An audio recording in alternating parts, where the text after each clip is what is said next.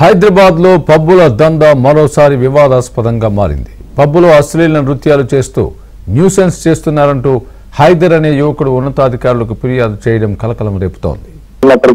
పబ్బులు నడుస్తున్నాయి. మరోవైపు పబ్బుల్లో చాలా వరకు కూడా అశ్లీల నృత్యాలు నడుస్తున్నటువంటి ఆరోపణలు కూడా వెల్లువెత్తుతున్నటువంటి తరుణంలో తాజాగా బంజారాహిల్స్ లో ఉండేటటువంటి 3 పబ్బులు కూడా యువకుడు డీసీపీకి ఆ తర్వాత పోలీసు ఉన్నతాధికారులకు ఫిర్యాదు చేశాడు. పబ్బుల్లో జరిగేటటువంటి కథంగా మొత్తం అంతలో కూడా వీడియో రూపంలో తీసి ఆ వీడియోలో సహకారంతో ఇప్పటికీ డీసీపీకి ఆ తర్వాత ట్రాఫిక్ సిపికి ఎక్సైజ్ కమిషనర్ కు కూడా ఫిర్యాదు చేసినటువంటి నేపథ్యం అయితే ఉంది. ప్రధానంగా రాక్ క్లబ్ తో పాటు స్కైలాండ్ అలాగే టాప్ పబ్ కి సంబంధించి 3 పబ్బుల మీద కూడా చర్య తీసుకోవాలంటూ ప్రధానంగా యువకుడు ఫిర్యాదులో పేర్కొన్నట్టుగా కూడా తెలుస్తుంది. అయితే పబ్బుల్లో సమయం దాటిన తర్వాత కూడాను పెద్ద ఎత్తున సౌండ్ సిస్టమ్స్ ఏర్పాటు చేసి అశ్లీల నృత్యాలకు పాల్పడుతున్నారంటూ కూడా యువకుడు ఆరోపించాడు.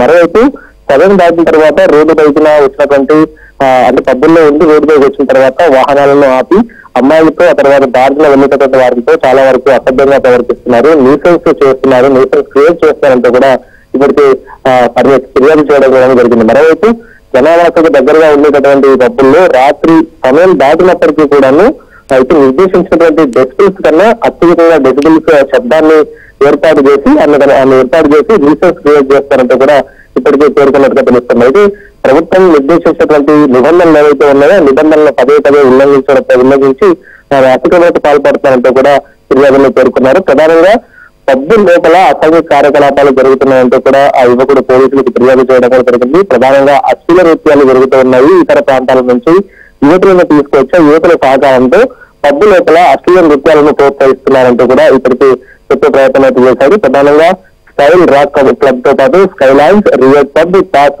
పబ్బులపై ఫిర్యాదు చేయడం కూడా జరిగింది.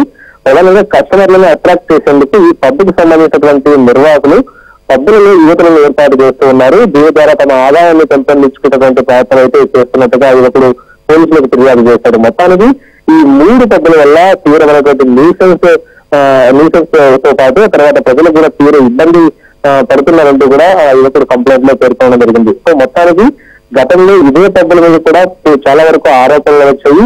ఒక ఇన్స్పెక్టర్ ఈ పబ్బుల వ్యవహారంలోనే సస్పెండ్ అయినటువంటి సందర్భం కూడా ఉంది. అయితే ఎన్నికల ముందు వరకు కూడాను ఈ దందా కంటిన్యూస్ గా కొనసాగింది.